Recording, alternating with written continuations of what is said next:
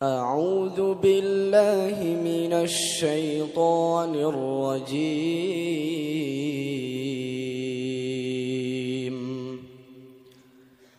بسم الله الرحمن আসসালামু আলাইকুম ওয়া রাহমাতুল্লাহি ওয়া বারাকাতুহু। আমাদের সম্মানিত ভাইরা, আজকে আমরা খুতবার অনুবাদ করার আগেই আমরা পেয়েছি আমাদের মাঝে আমাদের সম্মানিত ভাই, বিভিন্ন টিভির উপস্থাপক মুফতি সাইফুল ইসলাম ভাই, এবং পেয়েছি পিস টিভির আলোচক আহমদুল্লাহ ভাই সহ আরও অনেকেই। তো আজকে যেহেতু আমাদের সাইফুল ইসলাম ভাই তিনি বিভিন্ন টিভিতে উপস্থাপক হিসেবে কাজ করেন এবং তার সাথে আমি একবার চ্যানেল 9-এ অংশগ্রহণ করেছিলাম, তিনি সেখানে উপস্থাপক ছিলেন। তো আজকে যেহেতু আমরা এই খুতবার অনুবাদের সময় তাকে উপস্থাপক হিসেবে পেয়েছি, তাই আজকে আমাদের এই খুতবার অনুবাদের উপস্থাপক আমাদের সাইফুল ইসলাম ভাই, আমরা তার মাধ্যমেই খুতবার অনুবাদ শুরু করবো ইনশাআল্লাহ। জাযাকুমুল্লাহ খাইরান। অনেক অনেক ধন্যবাদ জানাচ্ছি আমাদের বিশেষ করে আমার অত্যন্ত প্রিয়, আপনাদেরও অত্যন্ত প্রিয় শেখ সাদিক ভাইকে। আল্লাহ তাআলা শুকরিয়া জানাই যে আল্লাহ রাব্বুল আলামিনের মেহেরবানিতে আলহামদুলিল্লাহ আমরা মদিনা মুনাওয়ারায় কিছুক্ষণ আগে জুমার সালাত জামাতের সাথে আদায় করেছি এবং আলোকিত মদিনার এই পাশে মসজিদ নববীর পাশে অনেক আলোকিত মানুষকে আমি দেখতে পাচ্ছি যারা স্টেজে বসে আছেন এবং সামনে বসে আছেন। আপনাদের সবাইকে অনেক অনেক শুভেচ্ছা জানাচ্ছি। আসলে আপনাদের যে আয়োজনটি খুতবার অনুবাদ, এখানে উপস্থাপনার কিছু নেই, এখানে মূল উপস্থাপনার ভূমিকাটা শেখ সাদি ভাই পালন করে থাকেন আলহামদুলিল্লাহ। তো ভাই যেহেতু আমাকে বলেছেন আমার অত্যন্ত প্রিয় মানুষ, আমার ভালোবাসার মানুষ, তো ভাইয়ের সম্মানার্থে আমি দু একটি কথা বলে আমি ভাইকে দিয়ে দিচ্ছি, অর্থাৎ যে মূল উপস্থাপনার যে বিষয়টি সেই বিষয়টিতে। সেটি হচ্ছে যে আপনারা এখানে বসে আছেন যারা খুতবার অনুবাদ নিয়মিত শোনেন, শ্রবণ করেন। পৃথিবীর বুকে আমাদের যে মূল কাঠামো, ইসলামের যে মৌলিক কাঠামো দাঁড়িয়ে আছে আমরা জানি কোরআন এবং সুন্নাহর উপর ভিত্তি করে। আর সে আলোকে পৃথিবীর মাঝে যতগুলো খুতবা হয় তার মধ্যে সবচেয়ে গুরুত্বপূর্ণ খুতবা হচ্ছে কাবা এবং মসজিদে নববীর খুতবা। তো আলহামদুলিল্লাহ আমরা মসজিদে নববীর যে খুতবা নিয়মিত অনুবাদ পাচ্ছি, এতে করে আমাদের মোটামুটি যে এই গোটা এক সপ্তাহ যাবৎ আমরা কি করব না করব তার একটা দিক নির্দেশনা আমরা পেয়ে থাকি। এটা আমাদের জন্য অনেক বড় একটা ঈমানের খোরাক হয়ে গেছে। আর এই কাজটি যারা করছেন, শেখ সাদি ভাই সহ যারা সম্পৃক্ত আছেন এই কাজের সাথে, আমি প্রত্যেকের জন্য আল্লাহর দরবারে দোয়া করি আল্লাহ রাব্বুল আলামিন সবাইকে উত্তম জাযা দিয়ে ধন্য করুন, আল্লাহুম্মা আমিন। আর আরেকটি বিষয় বলি যে আপনারা হয়তো কল্পনাও করতে পারবেন না যে এই খুতবা কোথায় থেকে কোথায় চলে যাচ্ছে, কত জায়গায় কতভাবে মানুষের কাছে পৌঁছে যাচ্ছে এই খুতবার বাণীগুলো। এটা আমরা কিন্তু অনেক সময় ভাবতেও পারি না। আজকে অনেকের সাথেই আমার কথা হয় এবং অনেকের কাছেই আমি দেখেছি যে আলহামদুলিল্লাহ আপনাদের এই খুতবার সাথে, খুতবা গ্রুপের সাথে অনেকেই অ্যাড আছেন। তো এতে বোঝা যায় যে আসলে আমাদের মধ্যে জানার একটা আগ্রহ তৈরি হয়েছে, এটা অনেক বড় একটা বিষয়। তো আমি দোয়া করি, প্রাণ খুলে দোয়া করি শেখ সাদি ভাই সহ আরও যারা এই কাজে সম্পৃক্ত আছেন তাদের জন্য যেই সহি দিন নিয়ে তারা কাজ করে যাচ্ছেন, আল্লাহ তাআলা যেন তাদেরকে আরও বেশি বেশি ভালো কাজ করা তৌফিক দান করেন, আমিন। আর আরেক ভাইয়ের কথা না বললেই নয়, যিনি আমার অত্যন্ত প্রিয় মানুষ, আমার বন্ধু, আমার স্বজন, আমার পাশেই আছেন শায়েখ আহমদুল্লাহ ভাই। তাকে দেখলে যেই কথাটি মনে হয় কোরআনে কারিমের একটি আয়াত, তাআওয়ানু আলাল বিররি ওয়াত তাকওয়া ওয়া লা তাআওয়ানু আলাল ইসমি ওয়াল উদওয়ান, যে ভালো কাজে প্রতিযোগিতা করা, ভালো কাজে এগিয়ে আসা, এই কথাটা আমি আমার ভাইয়ের ক্ষেত্রে এমনভাবে দেখি, আল্লাহ তাআলা তাকে আরও বড় করুন, আল্লাহুম্মা আমিন।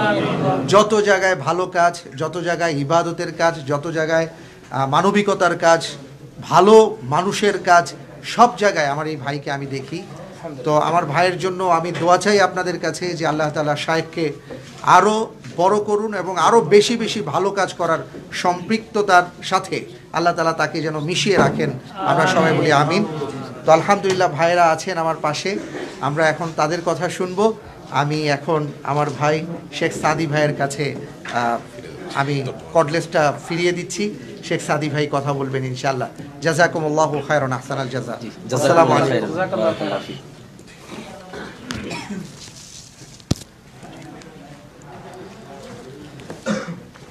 আলহামদুলিল্লাহ আলহামদুলিল্লাহি রাব্বিল আলামিন والصلاة والسلام على نبينا محمد وعلى آله وصحبه أجمعين أما بعد। সর্বপ্রথমেই আল্লাহ রাব্বুল আলামিনের শুকর আদায় করছি যে মহান আল্লাহ তাআলা আমাদেরকে মসজিদে নববীতে জুমার নামাজ আদায় করার তৌফিক দিয়েছেন। আমরা আরবি ভাষায় মসজিদে নববীর খুতবা শুনেছি, এরপরে আমরা এখানে একত্রিত হয়েছি খুতবার অনুবাদ শোনার জন্য বাংলা ভাষায়, আমাদের মাতৃভাষায়। যে মহান আল্লাহ রাব্বুল আলামিন আমাদেরকে এই তৌফিক দিয়েছেন তারই শুকর আদায় করে সকলেই বলছি আলহামদুলিল্লাহ। অতঃপর সালাত এবং সালাম পড়ছি আমাদের রাসূলের উপর, যাকে আল্লাহ রাব্বুল আলামিন প্রেরণ করেছেন মানব জাতিকে সব ধরন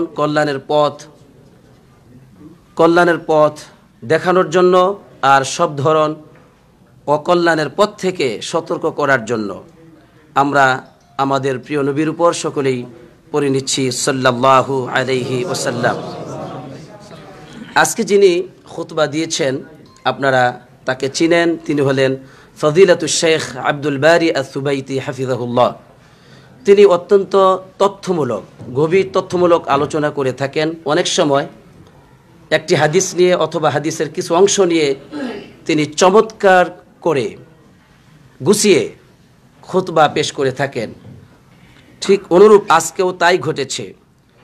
রাসূলুল্লাহ সাল্লাল্লাহু আলাইহি সাল্লামের একটা হাদিসের 3টি বাক্য নিয়ে, হাদিসটি অনেক বড়, তার মধ্য থেকে মাত্র 3টি বাক্য নিয়ে আজকের এই খুতবার আয়োজন তিনি করেছেন, সাজিয়েছেন, যার মধ্যে মানব জাতির সব ধরন কল্যাণ দুনিয়া ও আখিরাতের নিহিত রয়েছে। আমরা তার অনুবাদ এখনই শুরু করছি।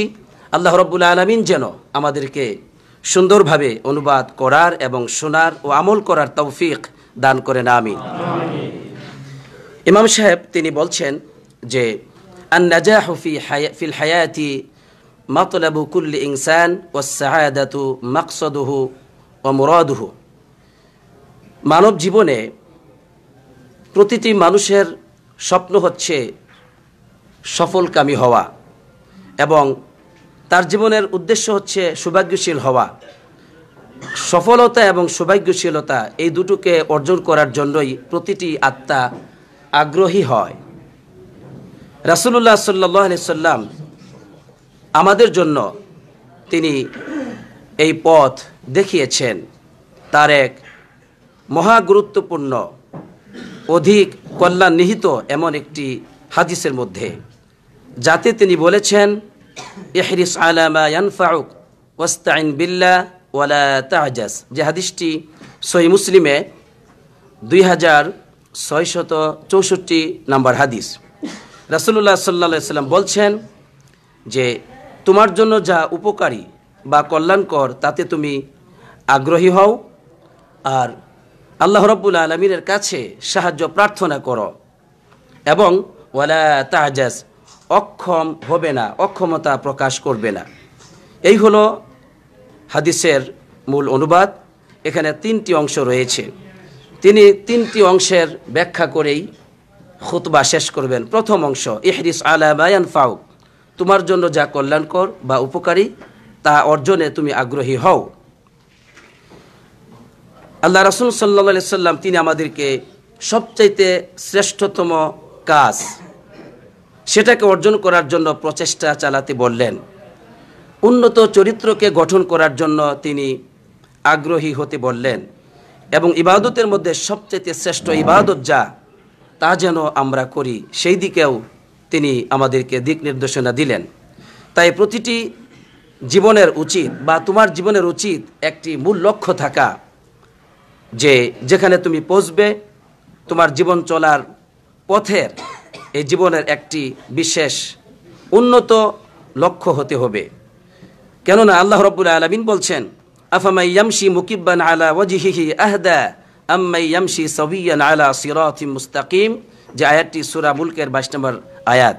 আল্লাহ রাব্বুল আলামিন বলছেন, যে ব্যক্তি তার চেহারার উপর বর করে উপর হয়ে চলে, এই ব্যক্তি যে ব্যক্তি সরল সঠিক পথে চলে। কোন ব্যক্তি সরল সঠিক পথে আছে? যে ব্যক্তি সিরাতিম মুস্তাকিমের পথকে গ্রহণ করে এবং সঠিক পথে চলে, সেই হচ্ছে অধিক হেদায়েত প্রাপ্ত ওই ব্যক্তির চাইতে যে ব্যক্তি সে বাঁকা পথে চলে, ঠিক নয়? প্রিয় বন্ধুগণ, এরপরে বলছেন যে যৌবনকালটি হচ্ছে খুব সংক্ষিপ্ত, বা জীবনটি হচ্ছে খুবই সংক্ষিপ্ত। আর যৌবনকালের পরে আসে বার্ধক্য, সুস্থতার পরে আসে অসুস্থতা। এজন্য আমাদেরকে কাজ করতে হবে। ইবনে মাসউদ রাদিয়াল্লাহু তাআলা আনহু তিনি বলছেন, মা নাদিমতু আলা শাইইন নাদামি আলা ইয়াউমিন গরাবাত শামসুহু নাকসা ফিহি আজলি ওয়া লাম ইয়াজিদ ফিহি ইলমি।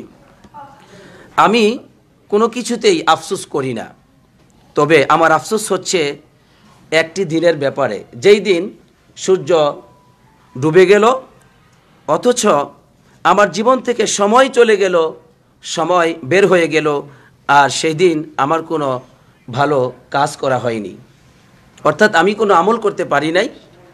আমার ওয়ালাম ইয়াজিদ ফিহি আমালি, আমার কোনো আমল বৃদ্ধি পাই নাই, অথচ একটি দিন চলে গেল আমার জীবন থেকে, ওই দিনের জন্য আমি আফসোস করি।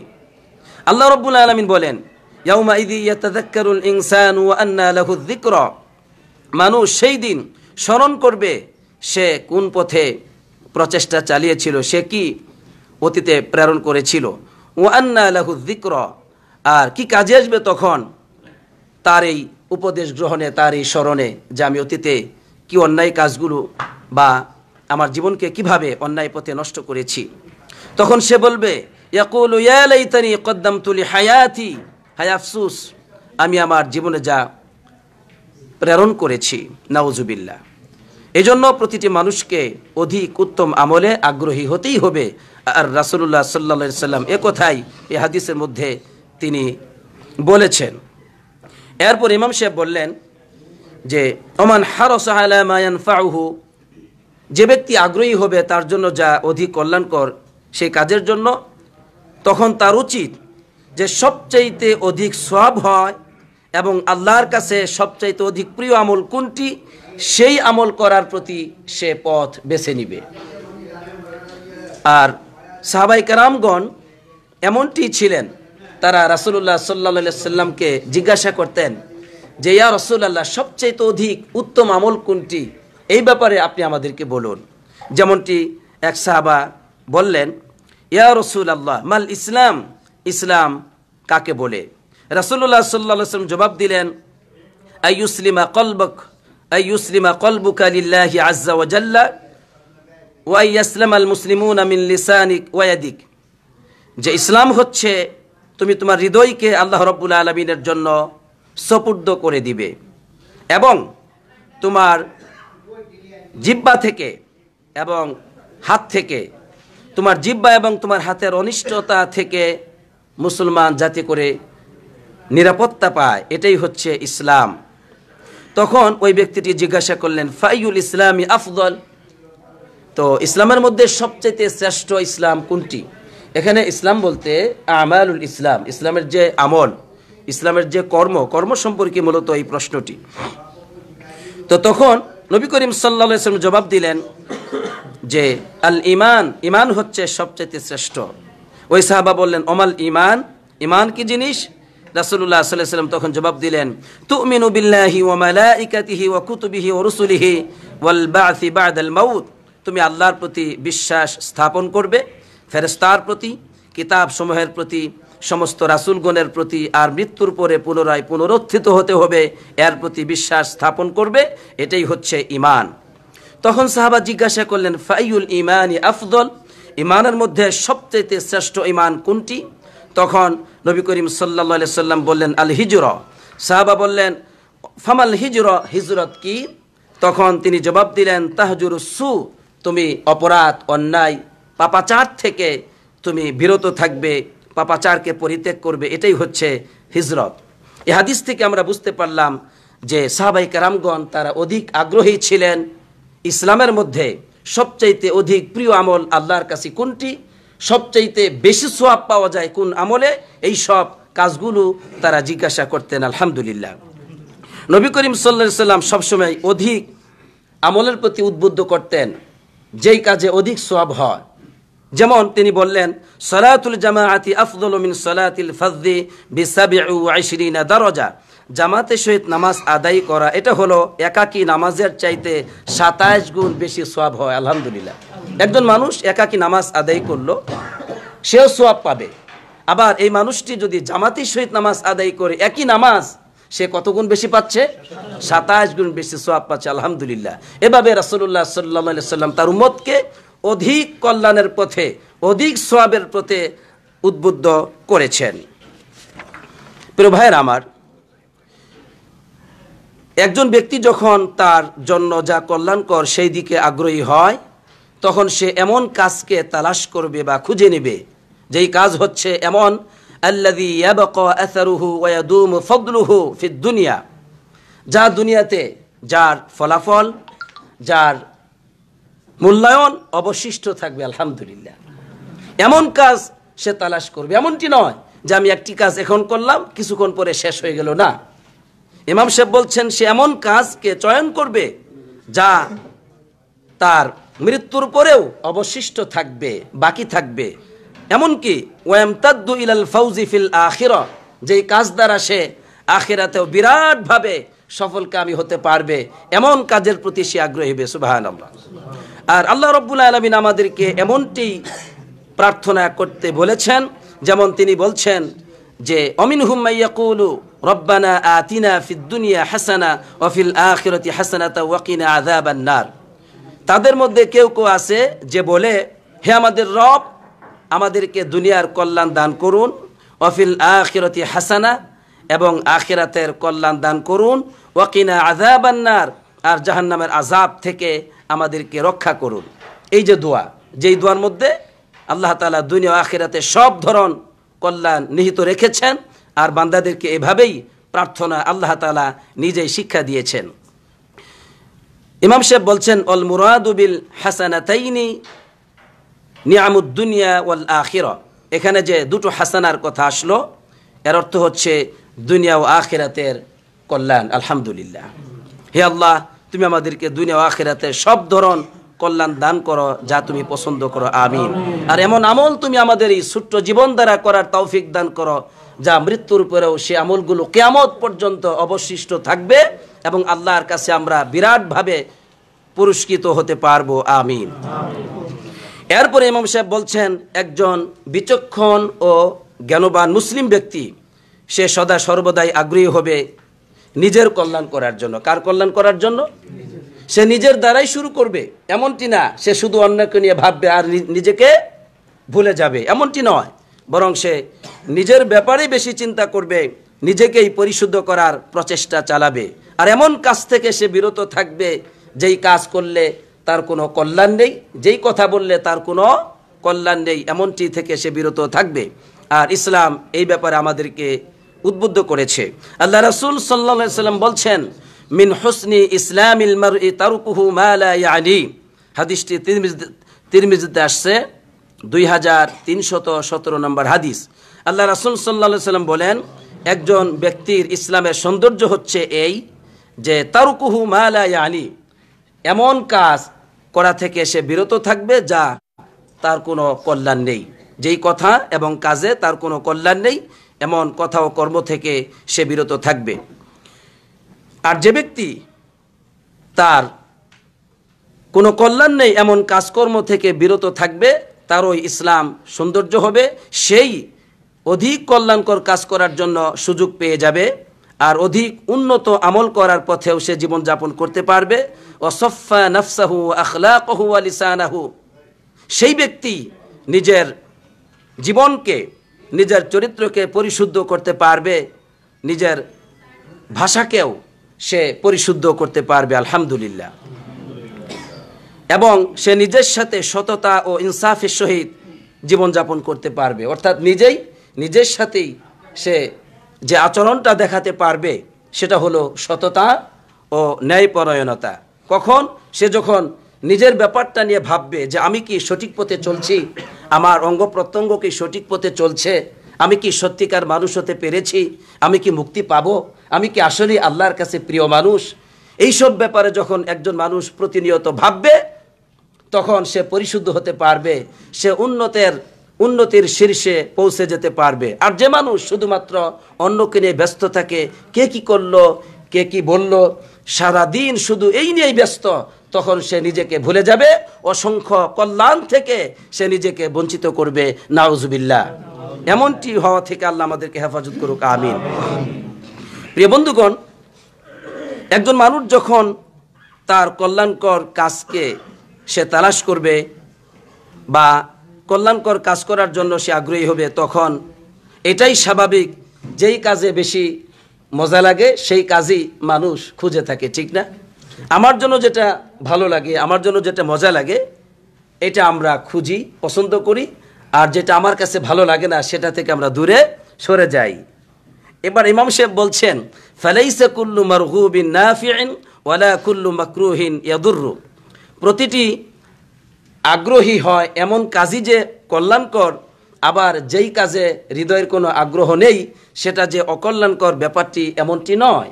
বরং বাল ইন্নাল ইনসানাল আকিল ইউথিরুন নাফআল আজাল আল আকসার আলা নাফইল হাদিরিল আকল, একজন জ্ঞানবান ব্যক্তি সে নগদ যে অল্প কল্যাণ আছে, নগদ কিছু কল্যাণ আছে, এই কাজের উপর বাকিতে যা আসতেছে, ভবিষ্যতে যা আসতেছে, যা হচ্ছে বাকি এবং অধিক কল্যাণকর, এই কাজের ব্যাপারে একজন জ্ঞানবান ব্যক্তি সে প্রাধান্য দেয়, আলহামদুলিল্লাহ।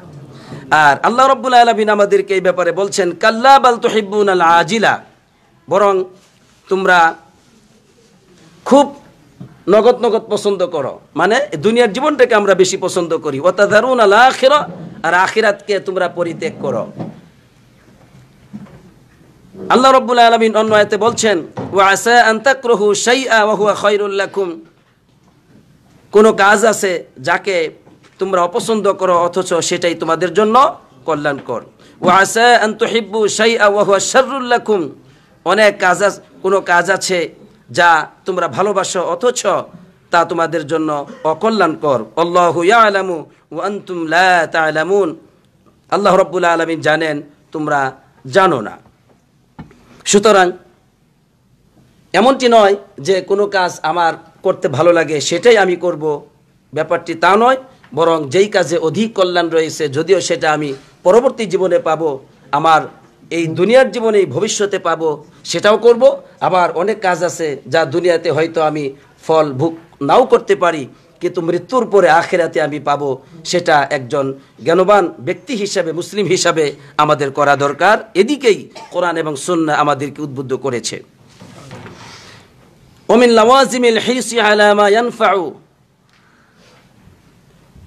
কল্যাণকর কাজ যা একজন ব্যক্তি তালাশ করে, সেক্ষেত্রে অত্যন্ত জরুরি একটি বিষয় হচ্ছে সে এমন সাথী চয়ন করবে যেই সাথী তাকে কল্যাণের দিকে পথ দেখায়। কেমন সাথী চয়ন করতে হবে? যেই সাথীর মধ্যে কল্যাণ আছে, যেই সাথী তাকে কল্যাণের পথ দেখায়, এমন সাথীকে চয়ন করতে হবে।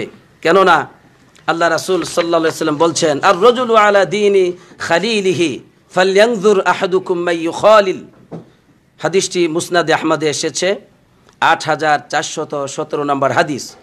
নবী করিম সাল্লাল্লাহু আলাইহি ওয়াসাল্লাম বলেন, একজন ব্যক্তি তার বন্ধুর দিনেই সে আগ্রহী হয়।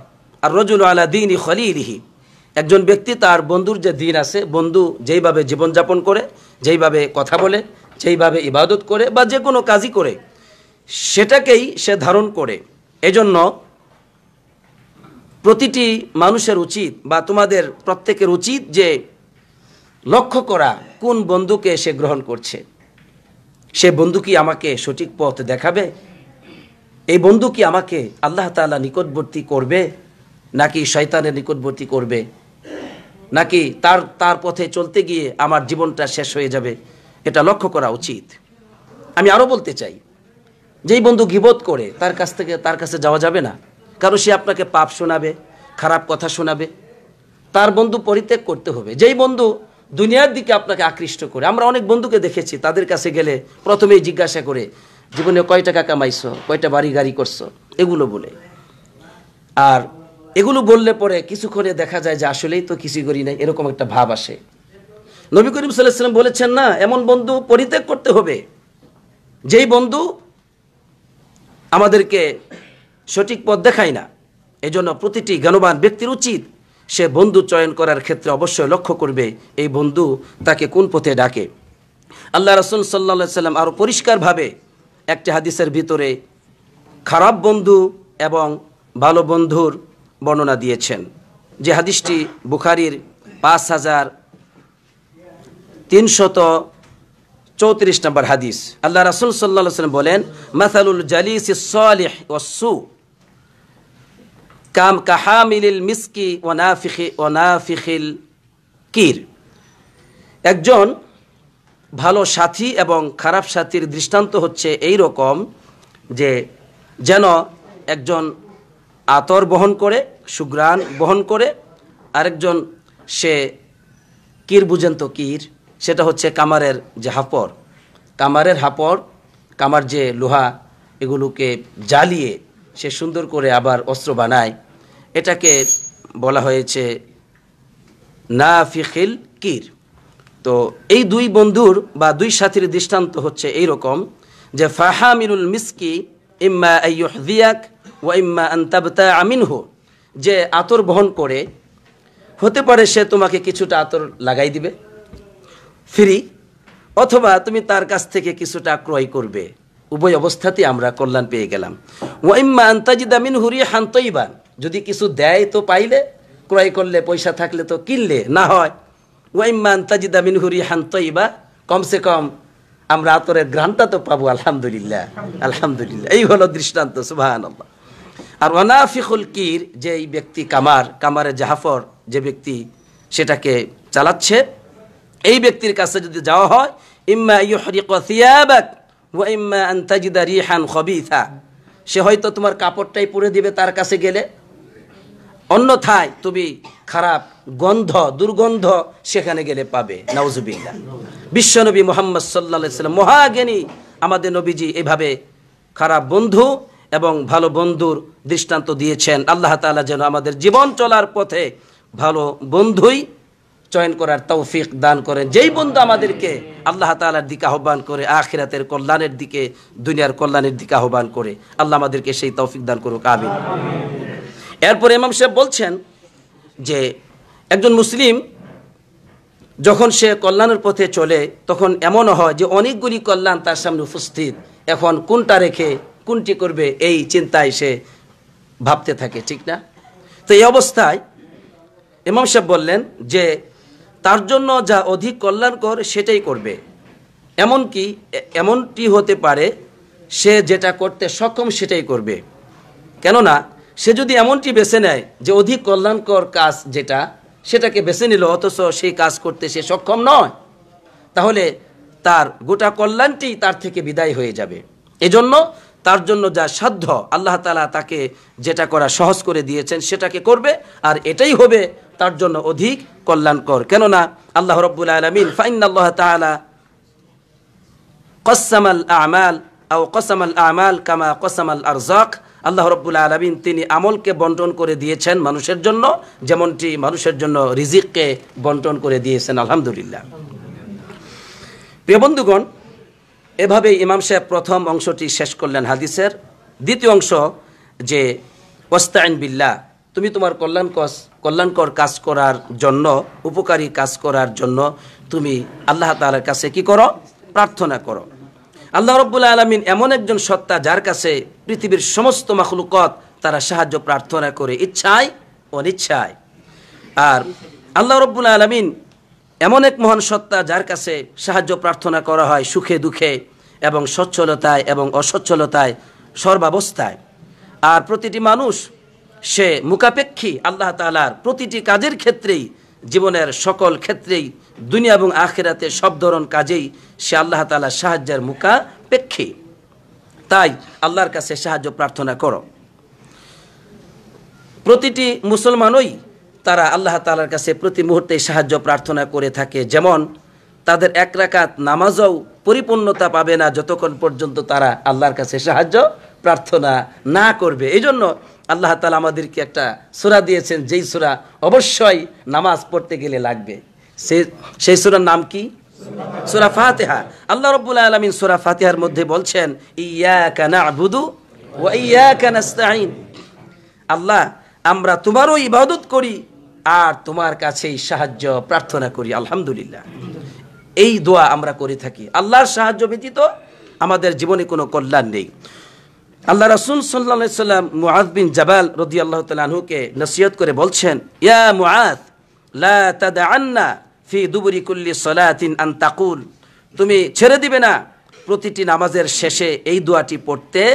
তা হলো আল্লাহুম্মা, আমার সাথে আপনারা পড়তে পারেন, আল্লাহুম্মা আইন্নি আলা যিকরিক ওয়া শুকরিক ওয়া হুসনি ইবাদাতিক। আবারও বলছি, আল্লাহুম্মা আইন্নি আলা যিকরিক ওয়া শুকরিক ওয়া হুসনি ইবাদাতিক। এটাই জন্য আমি দোয়াগুলি আপনাদেরকে পড়াই, কারণ অসংখ্য মানুষের কাছ থেকে শুনেছি এই দোয়াগুলি পড়ে আবার তারা মুখস্থ করে। আলহামদুলিল্লাহ, এজন্য একটু ভালোভাবে বলার চেষ্টা করি, আল্লাহ যেন কবুল করে না। আমিন।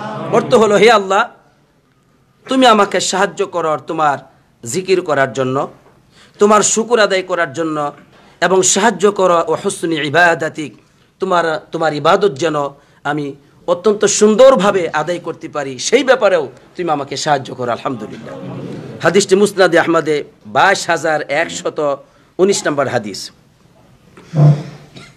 একজন মানুষ যখন আল্লাহ রাব্বুল আলামিনের কাছে প্রার্থনা করে, তখন সে স্বীকৃতি দেয় যে আল্লাহ তাআলার শক্তি ব্যতীত আর কোনো শক্তি নেই, আল্লাহর সাহায্য ব্যতীত আর কোনো সাহায্য নেই। ওই বান্দাটি আল্লাহ তাআলার কাছে সে হচ্ছে আজিজ আনিল ইস্তিকলাল বিজালবি মাসালিহি ওয়া দাফই মাদারিহি। সে অত্যন্ত দুর্বল, অক্ষম, সে স্বয়ংসম্পন্ন নয় তার কল্যাণকর কাজ করার জন্য এবং অকল্যাণ থেকে সে বিরত থাকার জন্য, অকল্যাণকে দূর করার জন্য সে কখনো স্বয়ংসম্পন্ন ব্যক্তি নয়। এটাই সে প্রকাশ করছে যখন আল্লাহ তাআলার কাছে একজন বান্দা সাহায্য প্রার্থনা করে।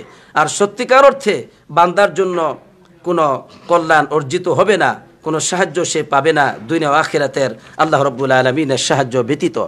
ফামান আ'আনাহুল্লাহ ফাহুয়াল মুআন। যে ব্যক্তিকে আল্লাহ তাআলা সাহায্য করেন মূলত সেই সাহায্য প্রাপ্ত হয়। ওমান খাযালাহুল্লাহ ফাহুয়াল মাখযুল। যে ব্যক্তিকে আল্লাহ তাআলা লাঞ্ছিত করেন সেই লাঞ্ছিত হয়। তাই এই সাহায্যের জন্য একটা দোয়া আল্লাহ তাআলা আমাদেরকে দিয়েছেন, সেটা হলো লা হাওলা ওয়ালা কুওয়াতা ইল্লা বিল্লাহ। এই হলো হাদিসের দ্বিতীয় অংশ। এবার তৃতীয় অংশ হচ্ছে ওয়ালা তাজাজ। তুমি অক্ষম হবে না, কল্যাণকর কাজ করার জন্য তুমি এগিয়ে যাবে, আল্লাহ রাব্বুল আলামিনের কাছে তুমি সাহায্য প্রার্থনা করবে, তবে কোনো ক্ষেত্রেই তুমি অক্ষমতা প্রকাশ করবে না। এই রিসালাত রাসূলুল্লাহ সাল্লাল্লাহু আলাইহি ওয়াসাল্লাম এমন একটি রিসালা আমাদেরকে দিলেন, যেই রিসালা আমাদেরকে বলছে আমরা যেন সমস্ত বাধা বিপত্তিকে উপেক্ষা করে চলি, সমস্ত কষ্টকর কাজকে অতিক্রম করে আমরা যেন সামনের দিকে এগিয়ে যাই। এই পৃথিবীতে কাজ করতে গিয়ে যত কঠিন অবস্থায় আসুক না কেন আমাদের জীবনে, আমরা যেন এগুলোকে ভ্রুক্ষেপ না করে আমরা আল্লাহ তাআলার কাছে সাহায্য প্রার্থনা করে এগিয়ে যাই। এই দিক নির্দেশনাই রাসূলুল্লাহ সাল্লাল্লাহু আলাইহি ওয়াসাল্লাম দিয়েছেন। আর আল্লাহ রাব্বুল আলামিন আমাদেরকে বলছেন, হুয়া আনশাআকুম মিনাল আরদি ওয়াস্তা'মারাকুম ফিহা। আল্লাহ রাব্বুল আলামিন জমিন থেকে তোমাদেরকে সৃষ্টি করেছেন আর এই জমিনেই তোমাদেরকে বসবাসকারী বানিয়েছেন। সুতরাং এই জমিনেই আমাদের জন্য কল্যাণ রয়েছে, এই কল্যাণ আমাদেরকে অর্জন করতে হবে। আল্লাহ তাআলা আমাদেরকে সেই তৌফিক দান করুক, আমিন। এখানেই সমাপ্তি ঘটিয়েছেন প্রথম খুতবার। দ্বিতীয় খুতবায় ইমাম সাহেব বলছেন যে অক্ষমতা এটা হচ্ছে একটা দুর্বলতা, অলসতা। আর এটা হলো শয়তানের পথ। অক্ষম যে বলবে আমি পারবো না, আমার পক্ষে সম্ভব নয়, এটা হচ্ছে আল আজজ ইয়াফতাহু আমাল শাইতান, আল আজ ইয়াফতাহু আমাল শাইতান এবং অমিফতাহু কুল্লি শাররিন। অক্ষমতা এটা হচ্ছে শয়তানের পথ, শয়তানের আমল, আর সমস্ত অকল্যাণের চাবি হচ্ছে অক্ষমতা। নাউজুবিল্লাহ। একজন ব্যক্তি কখনো এটা বলতে পারবে না, বলা উচিত নয়। কেননা মানুষ যখন তাদের জীবনে কখনো অক্ষমতা প্রকাশ করে, সে যদি কোনো কাজে সে সফলকামী নাও হয় প্রথম অবস্থায়, তখন সে বলে আমি যদি এই করতাম, যদি এই করতাম, আমি যদি এই করতাম। লাউ বলে শব্দটা হাদিসের সে লাউ, মানে আমি যদি এই করতাম তাহলে এই হতো। এমনটি যা অতীতে হয়ে গেছে সেটা তো হয়ে গেছে, সেখানে আমার লাউ বলার কোনো সুযোগ নাই। বরং এই শব্দ সে যদি বলে লাউ আমি এটা করতাম, তাহলে শয়তান তার উপর বিজয়ী হয়ে যাবে। আর তখনই সে এমন হবে, চিন্তিত হবে, সে ক্ষতিগ্রস্ত হবে, সে ভীত হবে, সে কাপুরুষ হয়ে যাবে। নাউজুবিল্লাহ। আর যা রাসূলুল্লাহ সাল্লাল্লাহু আলাইহি ওয়াসাল্লাম যা থেকে আমাদেরকে প্রার্থনা করতে বলছেন এইভাবে, যে তোমরা বলো আল্লাহুম্মা ইন্নী আউযু বিকা মিনাল হাম্মি ওয়াল হাযানি ওয়াল আজজি ওয়াল কাসলি ওয়াল বুখলি ওয়াল জুবনি ওয়া যুলা'আদ দাইনি ওয়া গলাবাতির রিজাল। হে আল্লাহ, আমি আপনার কাছে আশ্রয় প্রার্থনা করছি, আপনি আমাকে চিন্তা থেকে হেফাজত করুন এবং দুশ্চিন্তা থেকে আপনি আমাকে হেফাজত করুন, অক্ষমতা থেকে আপনি আমাকে হেফাজত করুন, আপনার কাছে অলসতা থেকে, কৃপণতা থেকে এবং কাপুরুষতা, ভীরুতা থেকে আশ্রয় প্রার্থনা করছি এবং ঋণগ্রস্ত হওয়া থেকে আশ্রয় প্রার্থনা করছি। ও গলাবাতির রিজাল, এবং মানুষ আমার উপর বিজয়ী হয়ে যাবে, এ থেকেও আমি আপনার কাছে আশ্রয় প্রার্থনা করছি। সুবহানাল্লাহ। এইভাবে আমাদেরকে আল্লাহ তাআলা এই সমস্ত দুর্বলতাগুলো, মানবীয় দুর্বলতাগুলো থেকে আল্লাহর কাছে আশ্রয় প্রার্থনা করতে বলেছেন। আর যদি আমরা করি, আপনি দেখবেন এই দোয়াটি যদি সকাল সন্ধ্যা বা বিভিন্ন সময় আমরা বেশি বেশি পড়তে পারি, তাহলে অসংখ্য আমরা দুর্বলতা থেকে, অক্ষমতা থেকে মুক্তি পেয়ে যাব। আল্লাহ তাআলা আমাদেরকে সাহায্য করবেন। আলহামদুলিল্লাহ। এবার ইমাম সাহেব চমৎকার একটি কথা বলছেন, ওমান ক্বাদা মা'আল আজিজিন ফাইন্নাহু লা কিমাতা লাহু ফিল মুজতামা। যে ব্যক্তি অক্ষমদের সাথে সঙ্গী হবে, অক্ষমদের সাথে বসে থাকবে, সে কোন দলে? যারা অক্ষম, যারা সামনের দিকে এগিয়ে যেতে পারে না, ভয় পায়, এই দলে যারা থাকবে, এইসব অক্ষমদের সাথে, ফাইন্নাহু লা কিমাতা লাহু ফিল মুজতামা, সমাজে তার কোনো মূল্য নেই। ওয়ালা তা'সীরু লাহু ফিল ওতন, মাতৃভূমিতে তার কোনো প্রভাব নেই। ওয়ালা মাকানাতান লাহু ফিল উম্মা, জাতির কাছে তার কোনো স্থান নেই। আল্লাহু আকবার। অক্ষম হওয়া যাবে না, এগিয়ে যেতেই হবে। ওমান তাআওয়াদাল কাসলা ওয়া মালা ইলার রাহা, যে ব্যক্তি অলসতার অভ্যাস করে নিয়েছে আর শুধু আরামের প্রতি আগ্রহী, সে শুধু খেতে চায়, ঘুমাতে চায়, আরাম করতে চায়, ব্যস্ততাকে সে ভালোবাসে না, শুধু আরাম পছন্দ করে, ইমাম সাহেব বলছেন সে, তার অবস্থা হবে ফাকিদার রাহা, সে কিন্তু আরামকে হারিয়ে ফেলবে, আরামকে হারিয়ে ফেলবে, সুখ শান্তি আর পাবে না। যে ব্যক্তি অলসতাকে নিজের জীবনের পাথেয় হিসেবে গ্রহণ করে নিয়েছে। নাউজুবিল্লাহ। পরিশেষে তিনি বলছেন যে একটি বিরাট গুরুত্বপূর্ণ হাদিস সংক্ষিপ্ত কয়েকটি শব্দের মধ্যেই আমাদের জন্য রাসূলুল্লাহ সাল্লাল্লাহু আলাইহি ওয়াসাল্লাম কল্যাণের পথ অঙ্কন করে দিয়েছেন। তা হলো যে আমরা কল্যাণকর কাজের প্রতি আগ্রহী হব, চেষ্টা করব, আর আল্লাহর কাছে আমরা প্রার্থনা করব, তৌফিক চাইব, আর কখনো অক্ষমতা প্রকাশ করব না। এটাই নবী করিম সাল্লাল্লাহু আলাইহি ওয়াসাল্লাম বলেছেন, ইহরিস আলা মা ইয়ানফাউক ওয়াস্তাইন বিল্লাহ ওয়ালা তা'জাজ। তোমার জন্য যা উপকারী, কল্যাণকর, সেই দিকে তুমি আগ্রহী হও। ওয়াস্তাইন বিল্লাহ, আল্লাহর কাছে সাহায্য প্রার্থনা করো। ওয়ালা তা'জাজ, অক্ষমতা প্রকাশ করো না। আলহামদুলিল্লাহ।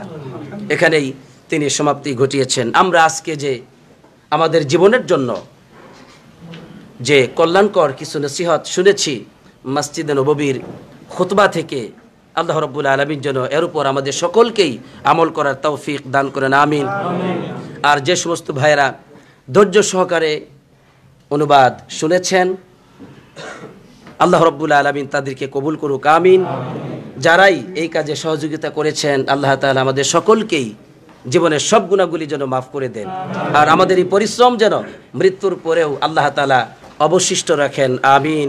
আসসালাতু ওয়াসসালামু আলা নবিয়িনা মুহাম্মদ ওয়া আলা আলিহি ওয়া সাহবিহি আজমাইন।